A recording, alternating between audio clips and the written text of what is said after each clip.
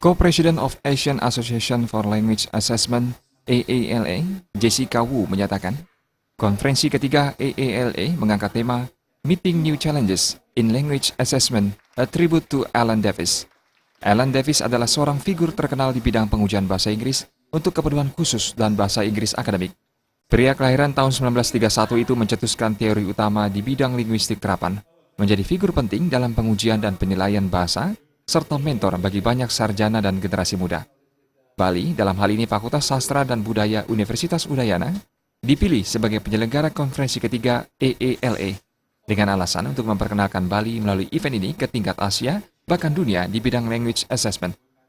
Bali juga dipandang sebagai daerah yang indah dan sangat terkenal. Bali is a beautiful island, and we know Bali has it's an influential role in the Asian context. This organization is actually for, it's a platform for language assessment professional in Asia and also around the world.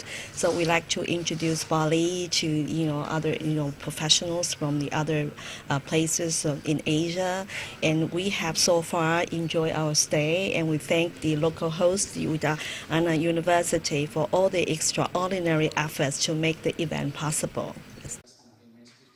Pembantu Rektor 4 Universitas Udayana, Made Swastra, saat membuka konferensi mengatakan, pertemuan tingkat internasional ini sangat penting bagi UNUD karena sangat bermanfaat bagi perkembangan language assessment di dunia pendidikan ke depan. Sementara ini assessment itu kan tidak mendapat perhatian begitu besar bagi di dunia pendidikan itu, sehingga ini langkah strategis. Karena mungkin hasil pendidikan itu dilihat hampir dari bagaimana ketepatan assessment atau tes assessment itu sendiri diberikan kepada proses pendidikan itu sendiri. Sehingga kita tahu bagaimana produk yang kita inginkan. Kita bisa sosialisasikan pada pembelajaran, karena di UNUD kita kan punya juga applied linguistics. Jadi S2, S3 pembelajaran itu. Lewat mereka kita berikan materi-materi yang paling updated pada mereka. Konferensi ketiga AALA berlangsung selama 3 hari di Denpasar. Dihadiri oleh Presiden of AALA, David Achen, serta puluhan peserta yang merupakan keanggotaan dari Asia, Belanda, dan Australia, menghadirkan pembicara dari beberapa universitas besar yakni UNUD, Lancaster, California, Hong Kong, Waseda, dan ICU.